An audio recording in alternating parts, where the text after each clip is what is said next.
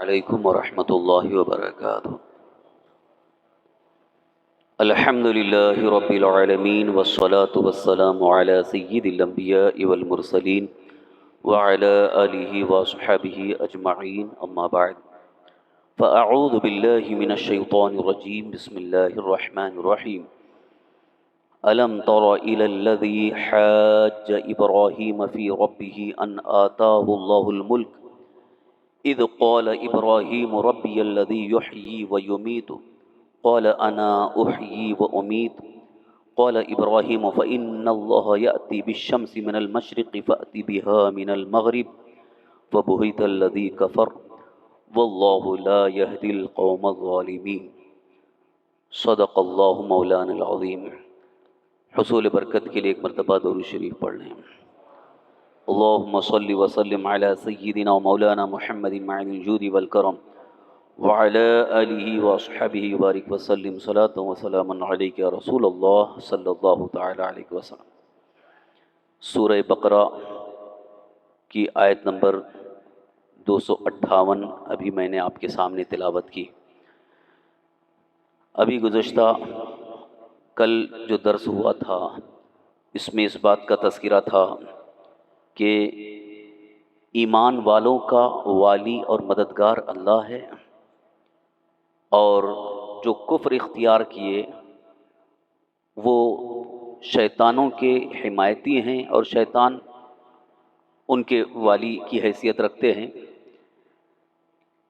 اور ساتھ ہی ساتھ اللہ تعالیٰ نے یہ بھی ارشاد فرمایا کہ ایمان والے نور اور روشنی میں ہیں اور کفر والے اندھیرے میں ہیں۔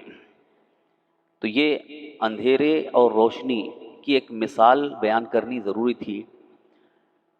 کفر اندھیرے میں کیسے ہے اور کفار کو اندھیرے میں کہا گیا، اس کی وجہ کیا ہے؟ یوں تو ظاہری دنیاوی اعتبار سے اگر دیکھا جائے تو وہ روشنی میں ہیں، دنیاوی اعتبار سے بڑی ترقی پر ہیں، ان کو روشن خیال کہا جاتا ہے۔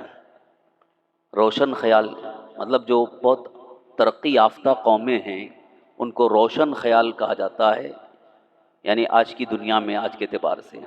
لیکن اللہ تعالیٰ نے فرمایا کہ وہ روشن خیال نہیں، وہ تو اندھیرے میں ہیں، وہ اندھیرے میں ہیں، اور جن کے اندر ایمان ہے وہ روشن خیال ہے۔ جن کے اندر ایمان ہے وہ روشن ضمیر بھی ہوتے ہیں اور روشن خیال بھی ہوتے ہیں۔ اور اصل روشنی جو ہے وہ ایمان کی روشنی ہے، اور جہاں کفر ہے وہاں تو روشنی ہے ہی نہیں، وہ اندھیرا ہے، تاریکی ہے۔ اب کس طرح کی تاریکی ہے، کس طرح کا اندھیرا ہے، اس کی کئی مثالیں یہاں پر اللہ تعالیٰ نے ارشاد فرمائی۔ پہلی ایک مثال حضرت ابراہیم علیہ السلام اور نمرود جو بادشاہ تھا، دونوں کے درمیان جو ایک مناظرہ ہوا اس کا یہاں پر تذکرہ ہے۔ آپ نے نام سن رکھا ہوگا، نمرود ایک بڑا ظالم بادشاہ تھا۔ نمرود اس کا نام، بڑا متکبر، بہت تکبر، جو اس کو نہیں مانتا تھا اس کو وہ مار ڈالتا تھا، یہاں تک کہ وہ تکبر میں اتنا چور ہو گیا کہ اپنے آپ کو خدا کہنے لگا۔ مجھے رب مانو، مجھے خدا مانو، جو اس کو خدا کہتا تھا اس کو وہ خوب دیتا تھا، لٹاتا تھا، مال دولت جو بھی چاہتے، اور اس کو نہ مانے تو پھر اس کی تو خیر نہیں۔ اسی دور میں حضرت ابراہیم علیہ السلام کی بعثت ہوئی۔ حضرت ابراہیم علیہ السلام اللہ کے پیغمبر کی حیثیت سے تشریف لائے، لیکن اس وقت کچھ حالات ایسے تھے کہ آپ کو لوگ لے کے گئے نمرود کے پاس کہ آپ چلیے، کہ وہ بہت کچھ لٹاتا ہے، لہٰذا وہاں سے کچھ مل جائے گا تو گھر کے کام کاج بہت سارے آ جائیں گے، یعنی کھانے پینے کی بہت ساری اشیاء۔ حضرت ابراہیم علیہ السلام نے پہلے تو فرمایا کہ مجھے ضرورت نہیں ہے، اللہ کا دیا ہمارے پاس کھانے کے لیے ہے بس۔ لیکن پھر بھی کچھ ذہن میں خیال آیا کہ دیکھیں اس کے اندر کیا ایسی چیز ہے کہ لوگ اس کو خدا مان رہے ہیں، اور ویسے بھی اللہ کے نبی، اللہ کے پیغمبر کو ہدایت دینے کے لیے بھیجا گیا۔ تو حضرت ابراہیم علیہ السلام لوگوں کے ساتھ میں گئے، تو اب وہ پوچھتا تھا کس کو خدا مانتے ہو؟ بولے آپ ہی ہیں، یعنی جو بھی آتا تھا وہ کہتا تھا تم خدا ہو، تو وہ خوش ہوتا تھا اور ان کو دے دیتا تھا۔ حضرت ابراہیم علیہ السلام سامنے آئے تو اس نے کہا تم کس کو خدا مانتے؟ بولے میرا خدا وہ ہے جو زندگی اور موت دیتا ہے، خدا وہ ہے جو زندگی اور موت دینے پہ قادر ہے، جس کو چاہے زندہ فرما دے، جس کو چاہے موت عطا فرمائے۔ اب وہ اس نے کہا میں بھی تو زندگی اور موت دینے پہ قادر ہوں۔ اس نے کیا کیا، جو قید میں تھے اس کے جیل میں دو آدمیوں کو بلایا، ایک کو اس نے جو ہے بھوکا رکھا، دونوں کو بھوکا رکھا، پھر جب بہت زیادہ وہ بھوک لگی، وہ بہت بے چین ہوئے، تو اس میں سے ایک کو اس نے کھانا دیا اور پھر دوسرے کو کہا کہ اس کو قتل کر دو، جلاد سے کہا اس کو قتل کر دو، اس کو مار ڈالا اور ایک کو کھانا دے دیا۔ کہتا دیکھو ایک کو میں نے زندگی دیا اور ایک کو موت دیا۔ یہی عقل کا اندھا پن ہے، اس کو کہتے ہیں پاگل پنی۔ زندگی اور موت کا مطلب نہیں سمجھ پا رہا ہے، اتنا بڑا متکبر بادشاہ ہے کہ جو زندہ انسان ہے اسی کو تھوڑا کھانا دے دیا تو وہ کہہ رہا ہے کہ میں نے اس کو زندگی دے دیا، کیونکہ اگر کھانا نہیں دیتا تو یہ مر جاتا، اس کو میں نے زندگی دے دیا اور ایک کو میں نے ختم کر دیا، مار ڈالا، تو میں ہی خدا ہوں۔ تو حضرت ابراہیم علیہ السلام سمجھ گئے کہ یہ تھوڑا ہٹا ہوا ہے، اس کے دماغ میں کچھ بات نہیں آ رہی۔ آپ نے مناظرے کا رخ چینج کیا، آپ نے فرمایا میرا خدا سورج کو مشرق سے نکالتا ہے، تو اگر تو خدا ہے تو مغرب سے نکال کے دکھا دے، کیونکہ اگر آپ یہ کہتے کہ تو بھی مشرق، تو وہ کہتا کہ ٹھیک ہے انتظار کرو، تو جب سورج نکلنے والا ہوتا تو وہ کہتا دیکھو میں ہی سورج نکال رہا ہوں۔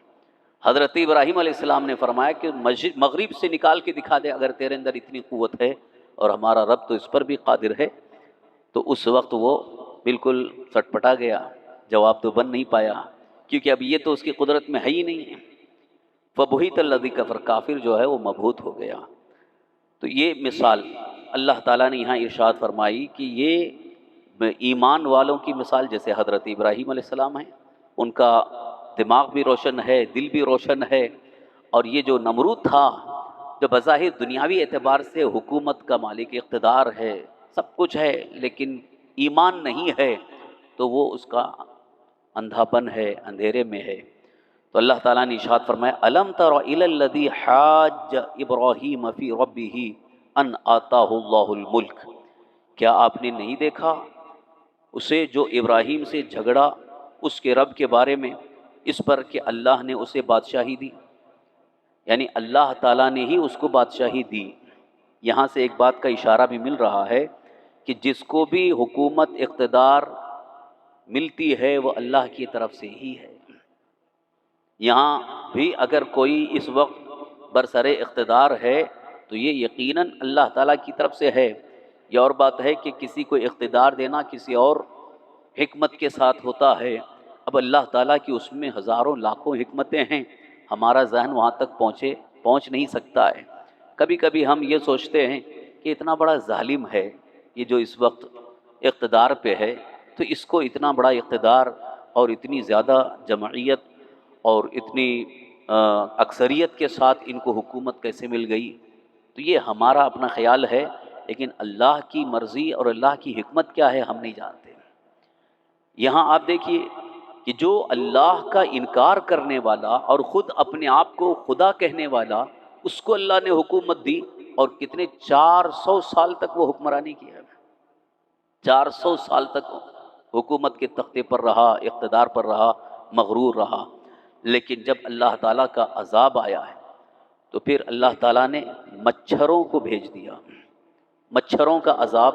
تو اس کے جو جتنے قریبی تھے اور جتنے بھی اس کو خدا ماننے والے تھے، وہ مچھر آئے اور ان کو کھانے لگے، یعنی جہاں بیٹھتے تھے تو گوشت کھا جاتے تھے، یہاں تک کہ مچھر ان کے جسم کو کھا کھا کر کے بالکل صرف ڈھانچہ، یعنی صرف ہڈیاں بچ گئی تھی، پورا گوشت کھا گئے۔ اور اس کو نمرود کو اس کے ناک میں نتنے سے جو ہے وہ ایک مچھر گھسا اور پھر اندر جا کے اس کا دماغ کھاتا تھا۔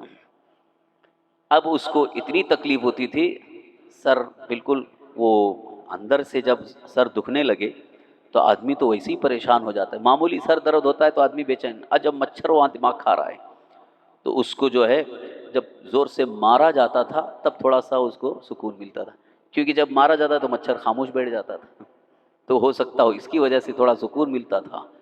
اس کو کبھی جوتے سے مار رہے ہیں، کبھی ڈنڈے سے مار رہے ہیں، اور جب تک اس کو نہیں مارتے تھے اس وقت تک سکون نہیں ملتا تھا. اس طرح اس کو ایک لمبی موت، ذلت کی موت اس کو ہوئی. تو یہ ہے متکبر کا انجام، متکبر پر عذاب. کیونکہ اللہ تبارک تعالیٰ کی طرف سے جب عذاب آ جاتا ہے تو اسے کوئی روک نہیں سکتا ہے. کتنا بھی بڑا طاقتور، کتنا بھی بڑا متکبر ظالم بادشاہ ہو، لیکن اس کے ظلم کی جب انتہا ہوتی ہے، پھر اللہ تعالیٰ کی طرف سے جب گرفت ہوتی ہے تو پھر اس کو کوئی بچا نہیں سکتا ہے.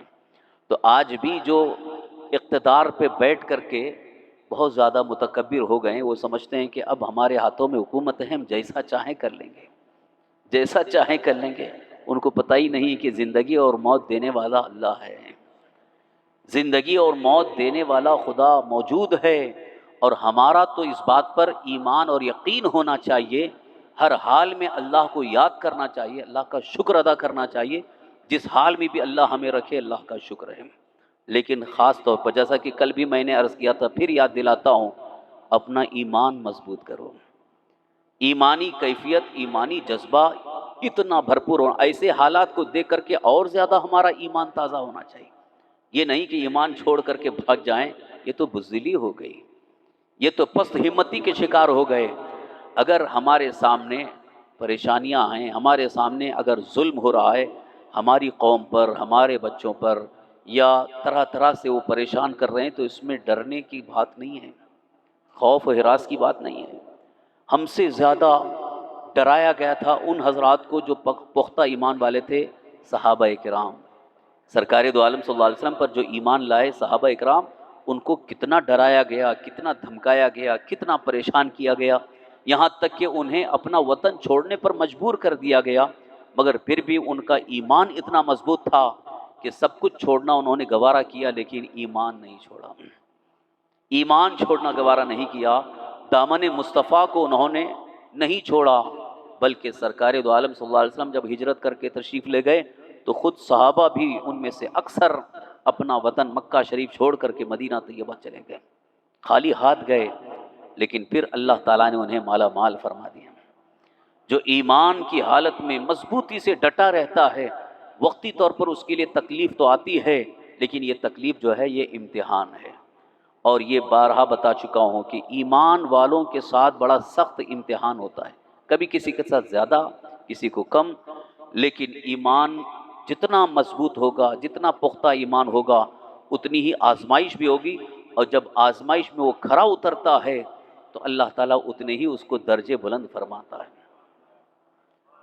آج بھی اگر کوئی تکلیف آ رہی ہے آپ کو اجتماعی اعتبار سے یا انفرادی اعتبار سے، تو آپ یاد کر لینا نواس رسول حضرت امام حسین رضی اللہ عنہ کی زندگی کو، نواس رسول امام حسین رضی اللہ عنہ کی زندگی کو یاد کر لینا کہ آپ نے کتنی تکلیفیں اٹھائیں، کیسی کیسی مصیبتیں آپ نے گوارا فرمائیں، جبکہ آپ نواس رسول ہیں.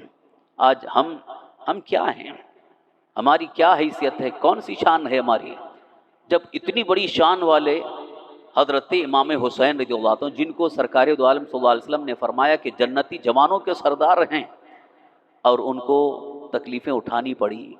تو یہ اس لیے عرض کر رہا ہوں کہ ذہن میں کبھی یہ نہیں آنا چاہیے ہم تو اللہ کی اتنی عبادت کر رہے ہیں، ہم نمازیں پڑھ رہے ہیں، ہم روزے رکھ رہے ہیں، کیوں ہمارے اوپر تکلیف آتی ہے، کیوں ہمارے اوپر مصیبت آ رہی ہے.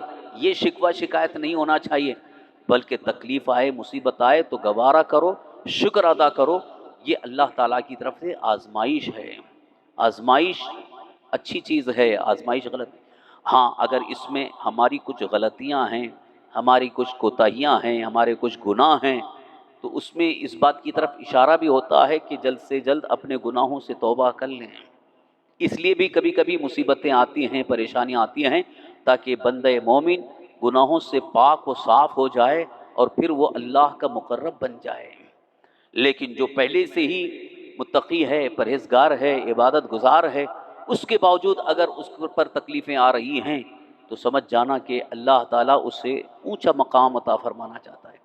آخرت میں اس کے لیے زیادہ اللہ تعالیٰ نعمتیں اللہ نے رکھی ہیں یہی وجہ ہے کہ صحابہ کرام نے تکلیفیں اٹھائیں، اور حضرت امام حسین رضی اللہ عنہ نواسے رسول ہیں، ان کو لوگوں نے تکلیفیں پہنچائی، بڑی مصیبتوں میں آپ کا آخر وقت گزرا، یہاں تک کہ آپ کی نگاہوں کے سامنے آپ کے بچے شہید ہوئے، آپ کی جان کے، آپ کے خون کے پیاسے رہے لوگ، اور کون تھے جو بظاہر کلمہ پڑھتے تھے اور انہوں نے دشمنی کا مظاہرہ کیا۔ اس طرح سے کئی مجاہدین اسلام کی زندگی ہمارے سامنے ہے، اس کے باوجود انہوں نے اللہ کی بارگاہ میں شکوہ شکایت نہیں کی کہ ہم تو تیرے نیک بندے ہیں، ہم تو عبادت کرنے والے، کسی کو ہم تکلیف ہی نہیں دیتے، تو ہم کو تکلیف کیوں آ رہی؟ کبھی کبھی کچھ لوگ آتے ہیں، کہتے ہیں حضرت دعا کر دیجئے، تعویذ دیجئے، بہت تکلیف میں ہوں۔ میں نے کسی کا کچھ بگاڑا نہیں، لیکن پتہ نہیں میرے ساتھ کیوں تکلیف ہے۔ یہ جملہ ذرا اس پہ غور کیجیے، آپ نے کسی کو تکلیف نہیں دیا تو کیا یہ کوئی ضروری ہے کہ آپ نے تکلیف نہیں دیا تو آپ کو تکلیف نہ آئے؟ یہ کون سا دستور ہے؟ اللہ کا دستور اور ہے، ہمارا مزاج اور ہے۔ ہم یہ چاہتے ہیں کہ زندگی میں کوئی تکلیف ہی نہ آئے، زندگی میں کوئی پریشانی نہ آئے، ایسا ممکن نہیں ہے۔ ہر انسان کے ساتھ کچھ نہ کچھ تکلیف کا سلسلہ رہے گا، اور یہ تکلیف کا سلسلہ رہنا بھی اچھا ہی ہے، کیونکہ جب بالکل ہم تکلیف سے آزاد ہو جاتے ہیں نا، تو ایک دم ذہن جو ہے وہ اور طرف نکلنے لگتا ہے۔ آزادی جو ہے یہ خطرناک صورت اختیار کر لیتی ہے، آزاد روش انسان کو گمراہیت کی طرف لے جاتی ہے۔ دیکھ لو آپ، جن لوگوں کے پاس مال کی فراوانی ہے، دولت زیادہ ہے، عیاشیاں ہیں، تو پھر ان کا حال کیا ہے دیکھتے ہیں۔ بظاہر ان کو کوئی تکلیف نہیں ہے، تو اب ان کی زندگی جو ہے وہ اللہ کی دین کی راہ میں نہیں ہے، بلکہ وہ عیاشیوں میں گزرتی ہے۔ اس لیے اگر ایمان کی حالت میں آپ قائم ہیں، اور کبھی اگر تکلیف آئے، ظلم ہوتا رہے، تو اس کو برداشت کرنے کا مزاج بھی ہو، لیکن شرط یہ ہے کہ اپنا ایمان مضبوط رہے اور اللہ تعالیٰ کے دین پر مضبوطی سے قائم رہیں۔ جو فرائض اور واجبات ہمارے اوپر اللہ تعالیٰ کی طرف سے حکم آ چکے ہیں، واجبات اور فرائض کا حکم ہے، اس کو صحیح طریقے سے ادا کرتے رہیں۔ یہ ہم نے کوشش کیا تو انشاءاللہ یہ تکلیف کا سلسلہ بہت جلد ختم ہو جائے گا۔ حضرت ابراہیم علیہ السلام کا یہ واقعہ آپ کے سامنے ہے۔ تو اس نے جب یہ مناظرہ ہار گیا، تو ایک روایت کے مطابق اس کے بعد آگ میں ڈالنے کا پلان بنایا، ایک روایت یہ ہے کہ پہلے آگ میں ڈالا گیا۔ بہرحال حضرت ابراہیم علیہ السلام کو آگ میں ڈالنے کی جب ساری تیاریاں ہوئیں، اور آپ کو ڈھکیلنے کی کوشش بھی ہے، اور آپ صبر کیے بیٹھے ہیں، کوئی آپ کے اندر بے چینی، بے قراری کچھ بھی نہیں ہے، بالکل اطمینان کے ساتھ بیٹھے ہیں، اور جب آپ کو ڈھکیلا گیا آگ میں منجنیق کے ذریعے، تو اللہ کا حکم ہوتا ہے یا نارو کونی بردوں و سلام علی ابراہیم، اے آگ ابراہیم پر ٹھنڈی اور سلامتی والی ہو جا۔ یہاں اللہ تعالیٰ کو یہ دکھانا مقصود ہے، جب بندہ میری رضا کے لیے امتحان میں کھرا اترتا ہے، یعنی پوری طرح سے ایمان پر ڈٹا رہتا ہے، تو پھر ایک دن وہ مصیبت اس کے سامنے سے بالکل آسانی سے گزر جاتی ہے، اسے احساس بھی نہیں ہوگا۔ آگ میں بھی جانا پڑا، لیکن اللہ تعالیٰ کا حکم ہو گیا، تو اب وہ آگ کی جرأت نہیں ہے کہ حضرت ابراہیم علیہ السلام کو جلا سکے۔ تاریخ میں یہ ہے کہ حضرت ابراہیم علیہ السلام ایک ہفتہ تک اس میں رہے، ایک بال بھی آپ کا نہ جل سکا، گلے گلزار بن گئے، یعنی باغ بن گیا ہے۔ تو اللہ تعالیٰ کی طرف سے یہ اپنے نیک بندوں کے لیے امتحان تو ہوتا ہے، لیکن بعد میں اللہ تعالیٰ ان پر خصوصی فضل فرماتا ہے اور انعامات کی بارش فرماتا ہے۔ تو یہاں ان آتاہ اللہ الملک میں اس بات کی طرف اشارہ ہے کہ اللہ نے اسے بادشاہی دی، لیکن وہ جھگڑا حضرت ابراہیم علیہ السلام سے کس بارے میں؟ اذ قال ابراہیم ربی الذی یحیی و یمیت، جب حضرت ابراہیم علیہ السلام نے کہا کہ میرا رب وہ ہے جو جلاتا اور مارتا ہے، یعنی اللہ وہ ہے جو زندگی اور موت دیتا ہے، زندہ فرماتا ہے۔ انسان زندہ کیسے ہو رہا ہے اور موت کیسے ہے؟ یہیں سے انسان کو یہ اللہ تعالیٰ پر ایمان حاصل ہو جانا چاہیے۔ جیسے اگر دنیا میں کوئی کتنا ہی پاورفل ہو، کتنا ہی وہ ماہر حکیم ہو، ڈاکٹر ہو، معالج ہو، کہ ہم اچھی بڑی سے بڑی بیماری کو ہم ختم کر دیں گے، کوئی دعوے دار ہو، لیکن جب موت آ جائے تو بتا دو ہے کوئی کہ اس کو روک سکتا ہے؟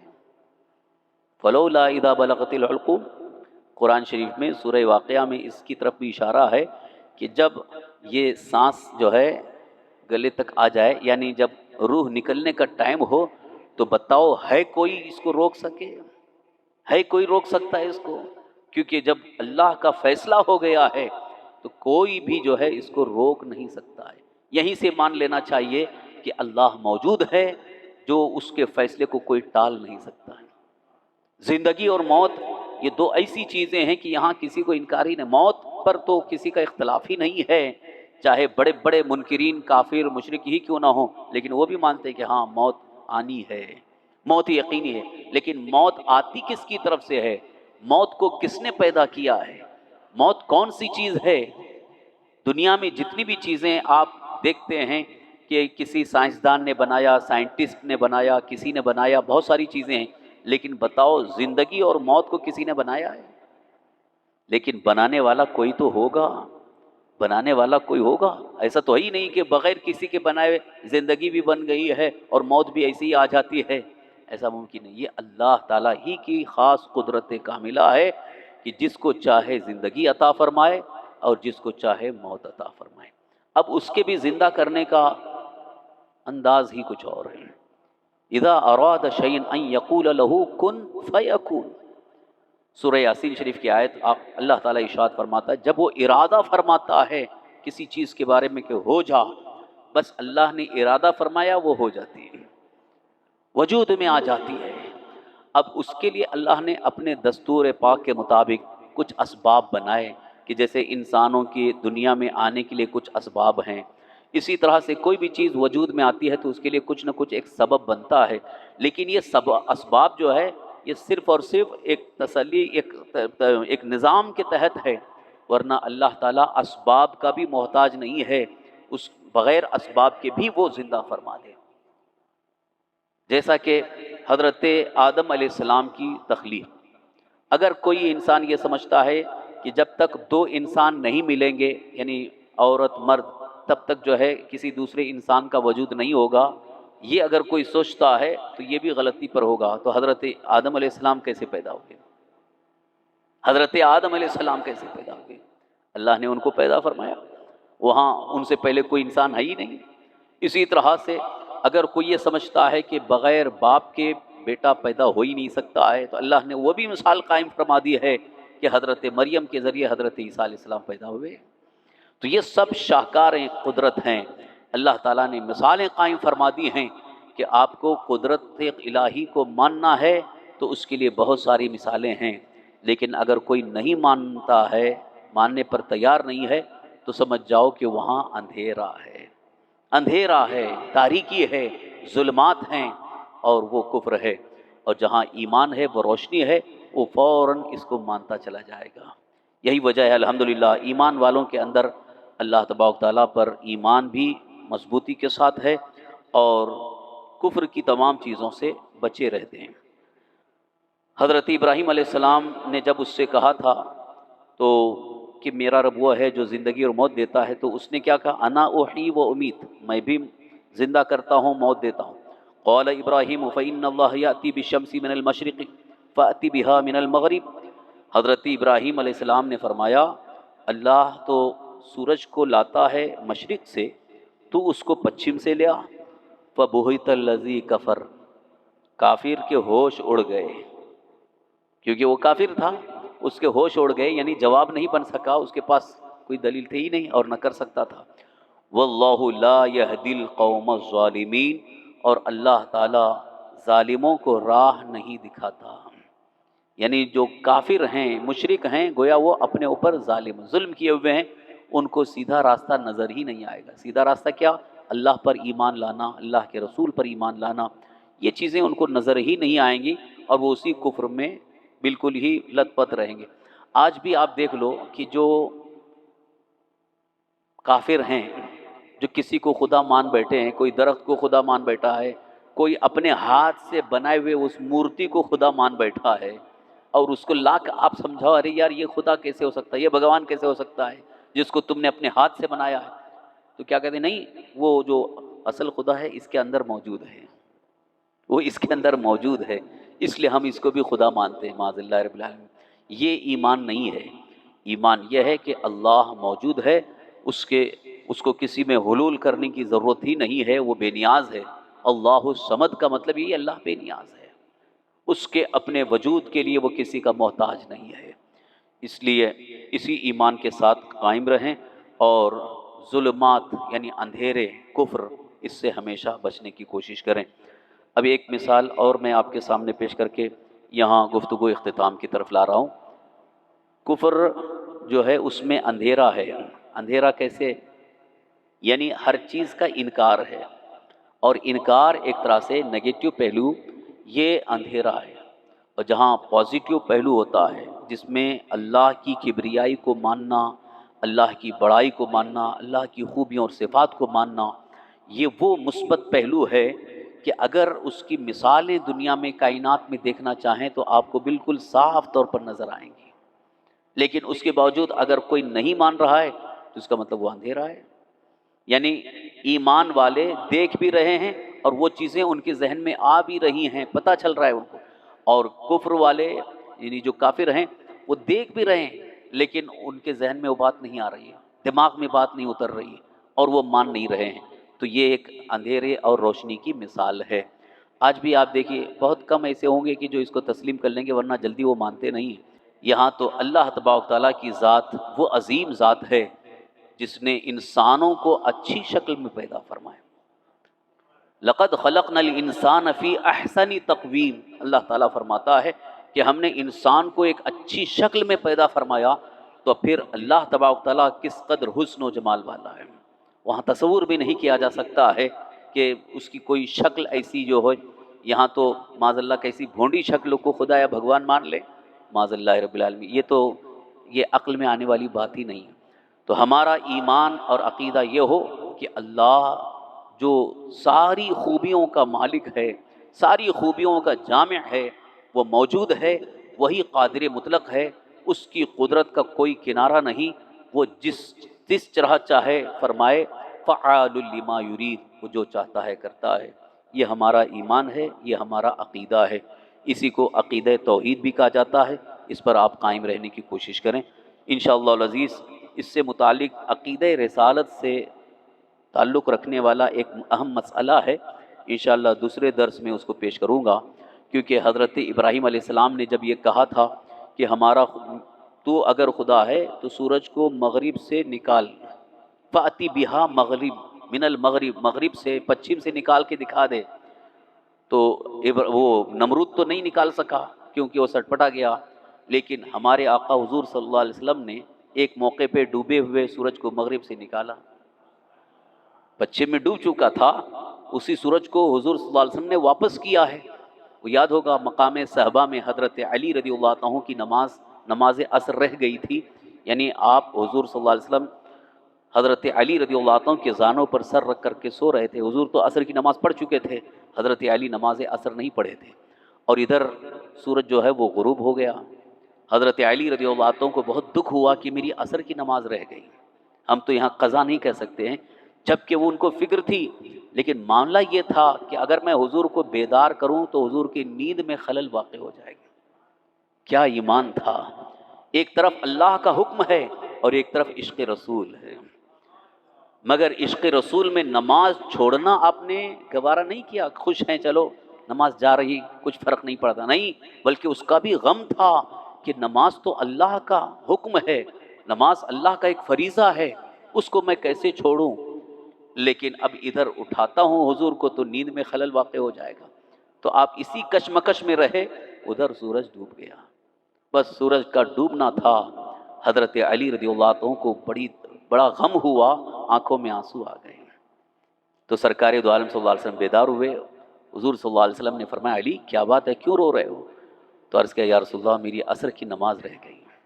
یہاں پر آپ سوچئے حضرت علی رضی اللہ عنہ کی ایک عصر کی نماز چھوٹ گئی تو اتنا آپ کو غم ہوا۔ آج ہم لوگوں کی کتنی نمازیں چھوٹتی ہیں، کبھی غم ہوتا ہے؟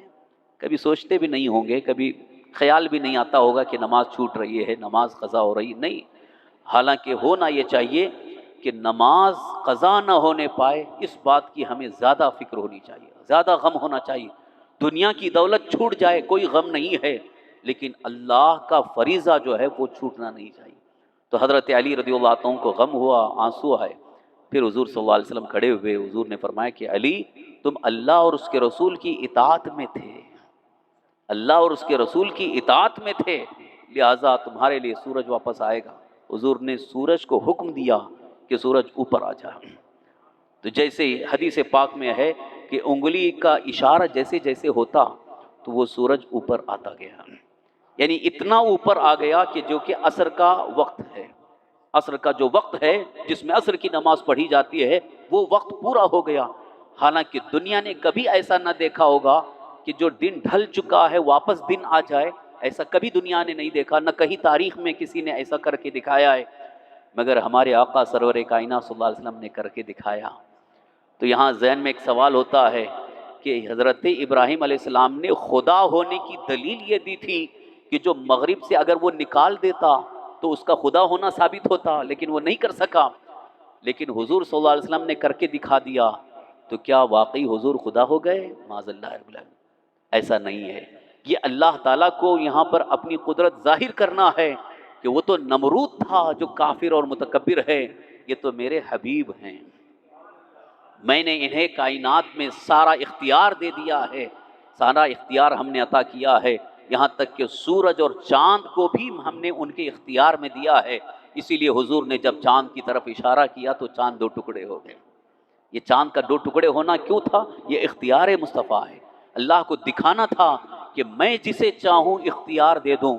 لیکن وہی ہمارے آقا سرور کائنات صلی اللہ علیہ وسلم جو اللہ کی طرف سے اختیار ملنے کے بعد چاند کو دو ٹکڑے بھی کر رہے ہیں، سورج کو واپس بھی لا رہے ہیں، لیکن کبھی آپ نے یہ نہیں فرمایا کہ میں خدا ہوں، بلکہ آپ اللہ کی بارگاہ میں سجدہ ریز ہوتے ہیں، اللہ کی بارگاہ میں سجدہ ادا کرتے ہیں اور اپنی امت کو پیغام دیتے ہیں کہ ہمارا سجدہ اسی رب کائنات کے لیے ہے، اسی عالمین کے پروردگار کے لیے ہے، لہٰذا ہماری ساری عبادت اللہ کے لیے ہے. اللہ تعالیٰ نے بھی اپنے حبیب صلی اللہ علیہ وسلم کو مخاطب کر کے یہ ارشاد فرمایا، قل ان صلاتی ونسکی ومحیای ومماتی للہ رب العالمین. آپ فرما دیجئے کہ میری نماز، میری قربانیاں، میرا جینا مرنا سب کچھ اللہ کے لیے جو ہے، جو سارے عالم کا پروردگار ہے. تو ہمارا بھی ایمان اس بات پر ہونا چاہیے کہ اللہ تعالیٰ اپنے نبیوں کو یا اپنے خاص بندوں کو اختیار عطا فرما دے تو وہ اپنے اللہ تعالیٰ کی عطا کردہ اختیار سے، طاقت سے ایسی چیزیں ظاہر فرماتے ہیں. نبی سے ظاہر ہو جائے تو اسے معجزہ کہا جاتا ہے، ولی سے ظاہر ہو جائے تو اسے کرامت کہا جاتا ہے.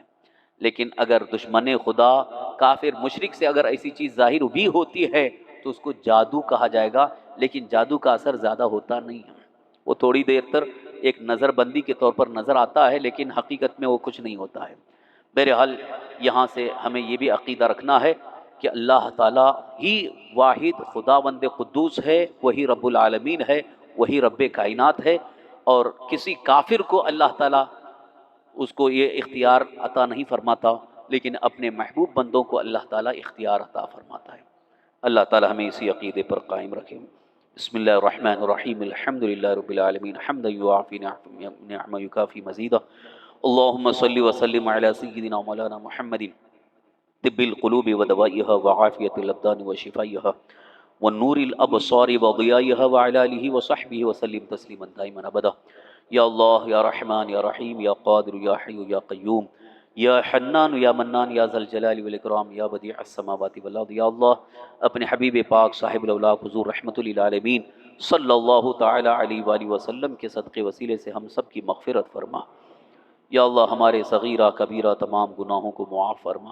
یا اللہ ہماری خطاؤں کو معاف فرما. یا اللہ ہمیں ہر گناہ، ہر برائی سے محفوظ فرما. کفر و شرک، بد مذہبیت، گمراہیت سے اللہ ہم سب کو محفوظ فرما. یا اللہ ہمیں، ہماری اولاد کو، ہمارے بچوں بچیوں کو یا اللہ ایمانی جذبہ عطا فرما، ایمان پر استقامت عطا فرما، تمام برائیوں سے، خرافات و فواہشات، بے حیائیوں سے محفوظ فرما. یا اللہ یا رحمن و رحیم ماہ رمضان المبارک کے صدقے میں سرکار مدینہ صلی اللہ علیہ وسلم کے وسیلے سے اللہ ہم سب کی جملہ پریشانیوں کو دور فرما، تمام مشکلات آسان فرما. یا اللہ اپنے فضل و کرم سے ہم سب کی روزی میں برکتیں عطا فرما، رزق حلال میں وسعت عطا فرما. یا اللہ ہماری عمر میں برکتیں عطا فرما. یا اللہ ہم میں جو بیمار ہیں انہیں شفائے کاملہ عاجلہ صحت و عافیت و تندرستی عطا فرما۔ یا اللہ ہم میں جو قرض دار انہیں قرض کے بوجھ سے نجات عطا فرما۔ جو پریشانی میں مبتلا ہیں یا اللہ، جو اس وقت دعا میں شریک ہیں، جو پریشانیاں اپنی تیری بارگاہ میں پیش کر رہے ہیں مولا، ان ساری پریشانیوں کا حل عطا فرما، ساری پریشانیوں کو دور فرما۔ یا اللہ ہمیں دنیا اور آخرت کی کامیابی اور بھلائی عطا فرما۔ یا اللہ ہمارے روزے قبول فرما، صدقات و خیرات و زکوٰۃ اور ساری نیکیوں عبادتوں کو قبول فرما۔ یا اللہ ہمیں تیرے حبیب صلی اللہ علیہ وسلم کی شفاعت نصیب فرما۔ یا اللہ ہمیں قبر کے عذاب سے، جہنم کے عذاب سے بچا اور جنت الفردوس میں جگہ عطا فرما۔ یا اللہ ہمیں آخری سانس تک ایمان پر زندہ رکھ، ایمانی پر خاتمہ نصیب فرما۔ اللہم ربنا آتنا فی الدنیا حسنۃ وفی الآخرۃ حسنۃ وقنا عذاب النار۔ ربنا تقبل منا انك انت السميع العليم وتب علينا انك انت التواب الرحيم، وصلى الله تعالى على خير خلقه سيدنا ومولانا محمد وعلى آله وصحبه اجمعين برحمتك يا ارحم الراحمين۔